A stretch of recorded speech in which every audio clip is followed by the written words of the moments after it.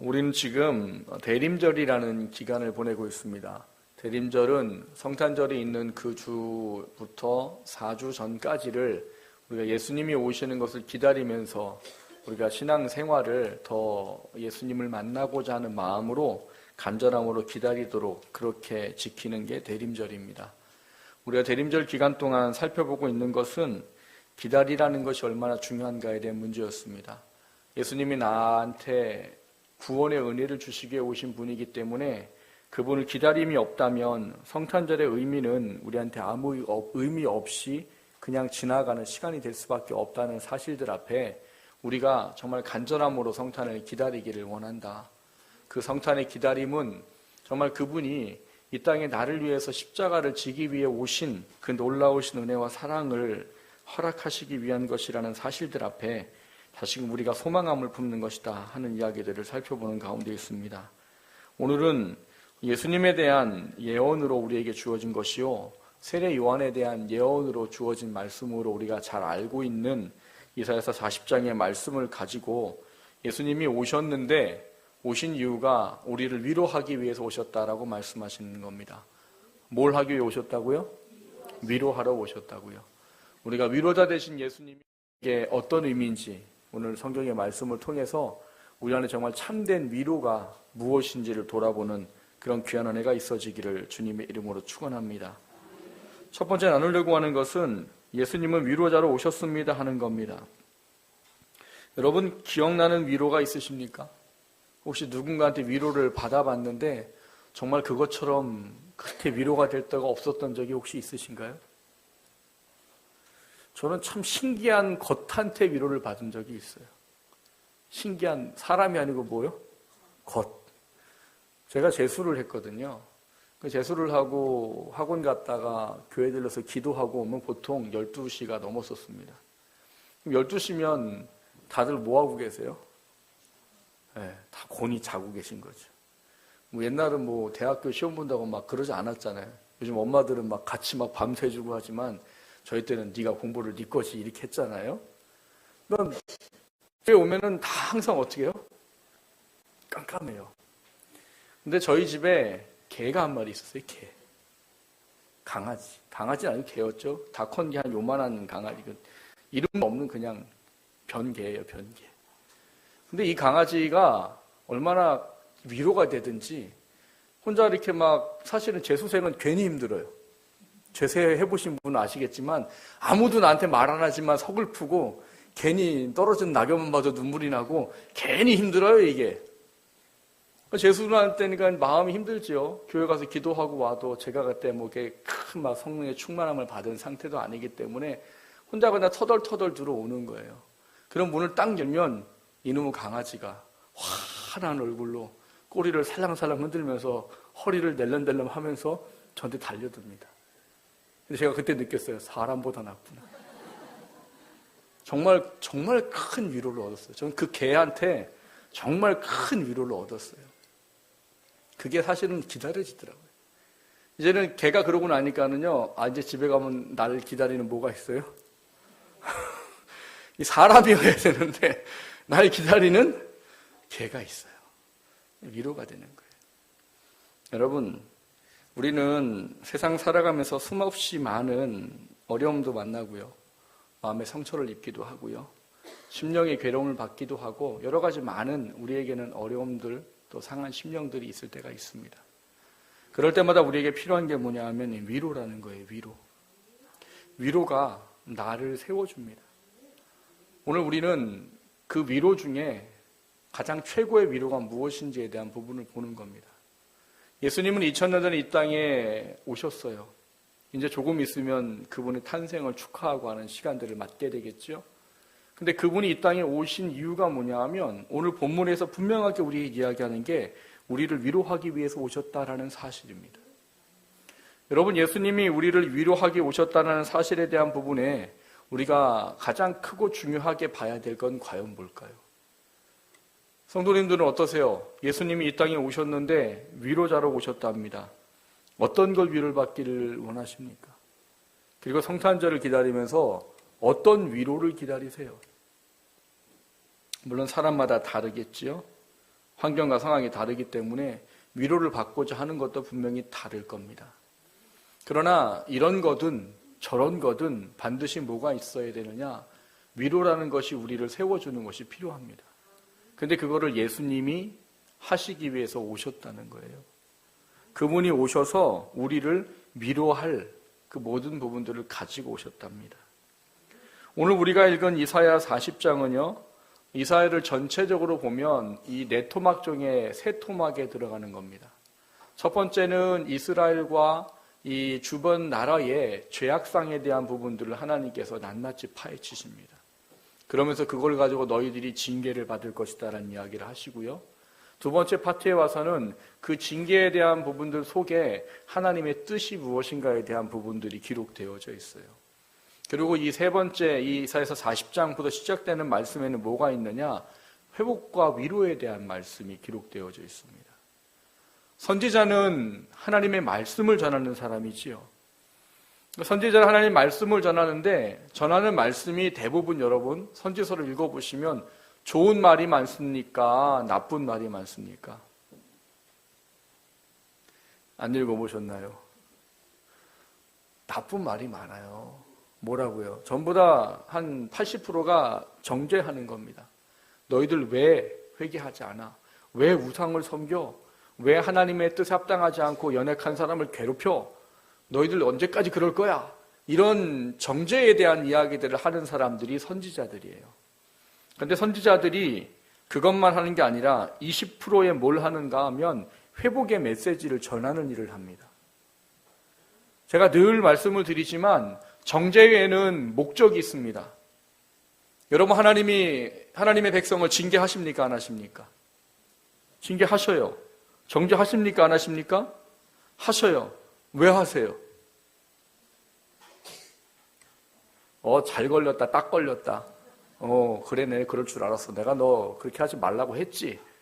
그러면서 때리셔요? 때리면서 막 기뻐하세요. 아하하하 막 기뻐하세요? 하나님이 사람들을 정죄하는 거에는요, 목적은 단 한 가지예요. 깨닫고 돌아와라예요. 네가 지금 잘못된 길을 가고 있어. 깨닫고 다시 돌아와. 다시 내 안으로 와. 너가 하나님의 자녀임을 회복해. 그게 징계하는 목적입니다. 하나님은 하나님의 백성을 징계하시고 한 번도 기뻐 보신 적이 없으신 분이세요. 늘 그 마음이 괴롭고 아프다라고 선지자들 중에서 늘 말씀하시는 분이 하나님이세요. 그러니까 이 이사야서에 나와 있는 이 앞에 큰 두 단락의 이야기가 너무 비참하다는 거예요. 야, 니들은 왜 계속 그렇게 맞으려고 해? 이렇게 말합니다. 1장에 보면 너희들이 하도 회개를 안 해서 내가 때려서 상처가 나고 피가 흘러. 근데 좀 나는 싸매주고 싶은데 니들이 회개를 안 하니까 내가 때린 데를 또 때려야 되고, 그러니까 그 맞은 상처가 또 터지고, 왜 너희를 계속 그러는 거야? 그렇게 이사야서 1장에 이야기를 합니다. 나는 너희들이 회개하고 돌이키기를 원하는데 왜 너희들은 그렇게 하지 않느냐? 그런 이야기가 계속 흘러와요. 근데 그것은 하나님이 원하는 목적이 아까 하나라고 말씀드린 것처럼 회개하고 회복하고 돌아오는 거예요. 그래서 이사야서든 예레미야든 구약의 선지서에는 모든 이야기들을 보면 반드시 징계에 대한 이야기와 함께 회복에 대한 이야기가 반드시 있습니다. 오늘 본문에 이사야서 40장이 그거예요. 너희들 얻어 터지고 매맞고 또 터지고 얻어 터지고 회개하고 내가 너희들을 분명히 멸망시킬 거야. 내가 이방의 포로로 잡혀가게 할 거야. 내가 반드시 그렇게 할 거야. 라는 이야기를 이사야 선지자를 통해서 행하시고 그러고 나서 하시는 말씀이에요. 근데 난 널 회복할 거야. 절대로 절망하지 마. 절대로 낭망하지 마. 난 반드시 네가 돌아올 때 회복할 거야. 그 기한이 있어. 그 기한이 지나면 나는 반드시 널 회복할 거야. 그래서 오늘 본문에 보면은 2절에 노역의 때가 끝났고 그 죄악이 사함을 받았느니라 이렇게 말합니다. 이 노역의 때는 원래 원문을 보면은요, 군 복무의 기간을 마치다 이런 의미로 되어져 있는 겁니다. 그러니까 뭐가 있다는 거예요? 기간이 있는 거예요, 기간. 군인들은 항상 기간이 있잖아요. 그러니까 들어가면서부터 지난주 말씀드렸잖아요. 뭘 센다고요? 제대하는 날짜를 센다고요. 말하면 돼요, 안 돼요? 말하면 안 돼요. 얻어 터지는 거예요. 내가 병장 될 때까지는 제대하는 날짜를 말하면 안 돼요. 그건 국가 기밀인가 봐요. 근데 뭐가 있어요? 기간이라 했더니 기간. 끝날 것 같지 않지만 반드시 어떻게 돼요? 끝나요. 그래서 군인들한테 통용되는 말이 있잖아요. 국방부식에는 거꾸로 매달아도 간다고. 그게 무슨 얘기인 줄 아세요? 반드시 때려놓는다 이거예요. 그러니까 여기 말하는 게 그런 말이에요. 이 노역이라고 말한 게 이 원문에 어떤 의미인가 하면 그 군복무의 기간을 마쳤다 이런 뜻이에요.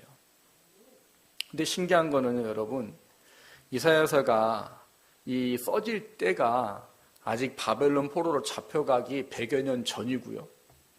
바벨론 포로로 되지도 않은 상태예요. 근데 시제는 뭐라고 되어 있느냐 하면 넌 잡혀갔다라고 되어 있고 회복했다라고 되어 있습니다. 그럼 무슨 얘기예요? 이건 정해진 사건이고 정해진 것대로 반드시 어떻게 하시겠다는 거예요? 이루시겠다라는 이야기예요. 니들이 회개하지 않아서 내가 반드시 팔 거야. 근데 좌절하지고 낭망하지 마. 반드시 회복할 거야. 오늘 본문은 그 회복에 대한 부분들을 가르쳐주기 위해서 너희들은 백성을 위로해라. 위로자가 오실 것이다. 그분이 오시면 이 모든 환경과 상황들을 회복시켜 주실 것이다. 라고 예언을 한 거예요. 그래서 신학을 배우다 보면 이거를 이중적인 예언이라고 말합니다. 뭐가 이중적이냐? 1차적으로는 바벨론 포로의 회복에 대한 예언이에요. 그런데 이것은 거기서 멈추지 않고 더 나아가서 예수 그리스도가 이 땅에 이 죽어가는 영혼들을 위로하고 회복할 자로 오심에 대한 두 가지의 예언을 담고 있는 것으로 보아서 이중적인 예언이라고 말하는 겁니다. 본문에 나와 있는 것은 결국 그러면 예수님이 이 땅에 뭔가 이 시기에 대한 것이 끝나고 그리고 그것에 대한 회복에 대한 것을 하기 위해서 오신다. 그것을 위로자라 이렇게 표현하고 있다는 사실이에요. 여러분 성탄절을 기다리십니까? 왜 기다리셔요? 여러분 이것도 안 하시잖아요. 예? 안 믿는 사람은 이거 하려고 뉴스에 나올 거예요. 이게 1년에 제일 많이 팔리는 때가 언제래요? 성탄절이랍니다. 이게 뭔데요? 좋다 이거 있잖아요. 그 여관이 방이 없대잖아요. 성탄절은 모든 전국에는 여관이 다 없답니다. 자리가. 우린 그런 걸 기다리진 않잖아요. 그럼 어떤 거를 기다리냐는 거예요. 위로를 기다린다는데 그럼 무슨 위로를 기다리냐는 거예요. 여러분 예수님이 이 땅에 위로하러 오신 가장 큰 이유와 목적은 사단에게 저주받아 억눌려 있는 우리의 영혼을 그 때가 차서 구원하여 자유를 주기 위한 것 때문에 오시는 것입니다. 이거는 어떤 거로 해결 안 됩니다. 내가 잘못한 거면 내가 해결할 수 있지만 이건 나랑 상관없이 내가 죄인 된 것이기 때문에 내가 해결할 수 없어요. 그거를 하나님이 아들을 보내셔서 대신 십자가의 대속의 죽음을 죽게 하심으로 우리의 죄를 대속하여 하나님의 구원의 은혜가 임할 수 있도록 그 정한 기간의 때가 있고 그 때가 되면 반드시 예수 그리스도가 오셔서 우리의 죄를 그의 저주의 사슬을 풀어주시고 죄의 문제를 해결해 주신다라고 말씀하시고 그것에 대한 위로를 받으라고 말씀하시는 겁니다. 우리가 기다리는 성탄의 가장 큰 의미는 우리의 죄성에 대한 문제요. 우리를 해결할 수 없는 영원한 저주의 형벌에 대한 문제입니다. 이거는 이미 2000년 전에 이루어졌습니다. 그럼 우리는 지금 뭘 위로받기 위해서 그럼 주님을 기다립니까? 여러분 성탄절이 연말에 있는 것도 참 의미가 있다는 생각이 듭니다.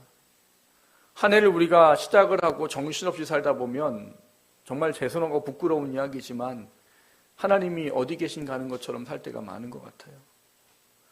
내 마음과 초점과 관심이 하나님이 아닌 어떤 세상의 것에 맞춰져 한 해가 그냥 정신없이 흘러가는 그런 경우들이 적지 않습니다. 여러분 그때에 예수님을 기다리는 성탄이 우리 안에 합당하지 못한 것들이 하나님 앞에 위로가 되고 회복되어지는 시간들로 삼으시기를 주님의 이름으로 축원합니다. 주님은 늘일이 만보 기쁜 것 때문에 오시지 않으셨어요. 우리가 영원한 저주의 형벌로부터 영원한 천국의 생명을 얻는 것, 그거는 너무나 귀하고 값지고 놀라운 것 때문에 그것이 기쁘고 감사한 것이지 우리가 흥청망청 그냥 행복한 어떤 육신의 것을 누리기 위해서 오시는 게 아니란 말입니다. 우리 심령에 그분의 은혜를 다시 한번 기억하는 그런 위로를 기다리고 바라는 은혜가 있기를 주님의 이름으로 축원합니다. 우리 영혼은 내가 깨닫지 못해도 내가 하나님 앞에 온전하지 못할 때 그 위로를 기대하고 바라보고 있는 거예요. 여러분 심령을 한번 돌아보십시오. 혹시 내 심령이 지금 하나님의 그 위로를 너무나 간절히 필요로 하고 있는 상태는 아닌지, 정말 그분의 위로가 영으로 나를 새롭게 해야 되는 그 위치에 있지는 않은지, 그걸 다시 한번 돌아보시고 성탄을 기다릴 때 정말 내 이 안에 합당하지 못한 것들이 성탄을 기다리는 기간 동안 하나님 앞에 위로를 받고 해결을 받고 치료를 받아서 다시 그 은혜의 자리에 나아갈 수 있는 저와 여러분 되시기를 주님의 이름으로 축원합니다. 두 번째로 나누고자 하는 것은 위로자가 되도록 하십시오 하는 겁니다. 예수님은 우리에게 위로자가 되도록 오셨다고 하셨습니다. 그런데 이 위로자가 되도록 오시면서 우리한테 중요한 하나의 예수님이 어떠한 존재로 오시는가에 대한 것을 설명해 주는 단어가 있습니다. 오늘 본문 11절에 보시면 그는 목자같이 양떼를 먹이시며 어린 양을 그 팔로 모아 품에 안으시며 젖먹이는 암컷들을 온순히 인도하시리로다, 이렇게 되어져 있습니다. 그러니까 우리가 예수님을 표현할 때 하는 표현 중에 하나가 뭐예요? 목자 되신 예수 그리스도입니다. 예수님을 여러 가지로 표현할 때는요, 분명한 그 특징 때문에 표현하는 겁니다.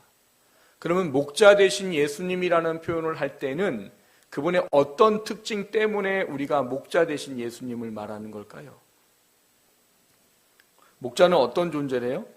오늘 11절을 보니까 양떼를 먹이고 양을 팔로 모아 품에 품고 그리고 젖먹이 암컷들을 인도하고, 이런 개념이에요. 그럼 뭘 하는 겁니까? 지키고 먹이고 보호하고예요. 예수님을 위로자로 말씀하시면서 그 위로자가 우리한테 어떤 분이라고 하시느냐? 목자 같은 분이시다라고 말합니다. 근데 이 목자 같은 분이 얼마나 대단한 힘을 가졌는가 하면 오늘 본문에 보면은 10절에 그렇게 말합니다. 보라, 주 여호와께서 장차 강한 자로 임하실 것이요 친히 그의 팔로 다스릴 것이라. 어떤 분이시래요? 강한 팔. 성경에서 강한 팔이라고 말하는 건 대부분 능력에 대한 표현을 쓸 때 하는 말이지요. 그분이 강한 능력을 가진 분으로 오신답니다. 물론 그분은 이 땅에 오셔서 많은 놀라운 능력을 행하셨어요. 오병이어의 기적을 행하시기도 하셨고 병든 자를 고치시기도 하시고 귀신을 내어 쫓기도 하시고 수많은 일들을 하시는 능력의 일을 하셨어요. 그런데 여기서 말하는 가장 큰 능력은 뭐냐 하면 어떤 누구도 이 세상 가운데 해결할 수 없는 이 저주의 속박을 끊어버리는 그 능력을, 사단의 권세를 깨뜨려버리는 능력을 그분이 가지셨다고 이야기하는 거예요. 그래서 그분을 예수로 구주로 고백하고 그분을 믿고 바라보면 죄의 모든 문제는 해결되고 그분을 믿음으로만 말미암아 영원한 천국에 들어가는 소망을 얻게 될 것에 대한 그 확실한 능력을 가지신 분이라고 이야기를 하고 있는 거예요. 근데 그분이 우리한테 어떤 분이래요? 목자라는 거예요, 목자. 우리를 구원하기 위해서 오신 그분이 우리를 너무나 세밀하고 너무나 우리를 하나님 앞에 위로하는 것으로, 우리를 지키고 보호하시는 것으로 감당할 그럴 존재로 오신답니다. 이사야서에 보면 그런 말을 합니다. 그분이 이 땅에 인간의 몸으로 입고 오신 이유가 있답니다. 우리의 고통을 체휼하지 않으시고 우리와 같이 받으신 고통 가지고 우리의 고통을 이해하시고 우리의 고통을 해결해 주시는 분이라고 이야기를 해요. 여러분, 하나님은 하늘에 계시니까 그분이 우리의 사정을 뭘 알겠어? 이런 이야기를 할 때가 있습니다. 그런데 하나님은 하늘에 계시지만 지금 이곳에 계십니다. 우리 안에 계시고요. 우리의 삶의 모든 영역에 계셔서 우리의 모든 것들 다 지켜보시고 바라보시고 우리가 어떤 일을 갖고 있는지를 다 아신답니다. 그분이 그걸 알려고 하신 이유는 뭐겠어요? 우리를 사단의 권세로부터 보호하시고 우리를 하나님의 자녀로 세우시고 하나님의 자녀로 세상을 향하여 담대히 이기고 승리할 수 있도록 하시기 위한 그 일을 감당하기 위해서 오셨다는 것입니다. 그런 목자 되신 예수 그리스도가 우리 안에 계신데 중요한 건 우리가 그분을 잘 느끼지 못하고 보지 못하고 살아가기 때문에 그 받아야 될 위로를 받지 못하고 삽니다. 그리고 사단에게 싸워서 넘어지고 연약한 채로 살아가는 우리의 모습들을 보게 되는 거예요. 오늘 본문은 우리한테 그래서 중요한 거 한 가지를 가르쳐 줍니다. 뭐라고 하냐면 보라 이런 이야기를 해요. 9절에 보면 그래요. 하나님을 보라. 10절에 보면 뭐래요? 보라. 보래요. 보란 말이 뭐예요, 여러분? 그분을 향하여 초점하라는 거예요. 우리에게 주어진 것이 아닌 내가 믿는 대상이신 하나님께 눈을 초점하고 바라보라는 거예요. 그럴 때 그 속에 뭐가 있어요? 그분이 내게 위로자가 되시는 거예요. 여러분 궁중 속의 고독이란 말 들어보셨습니까?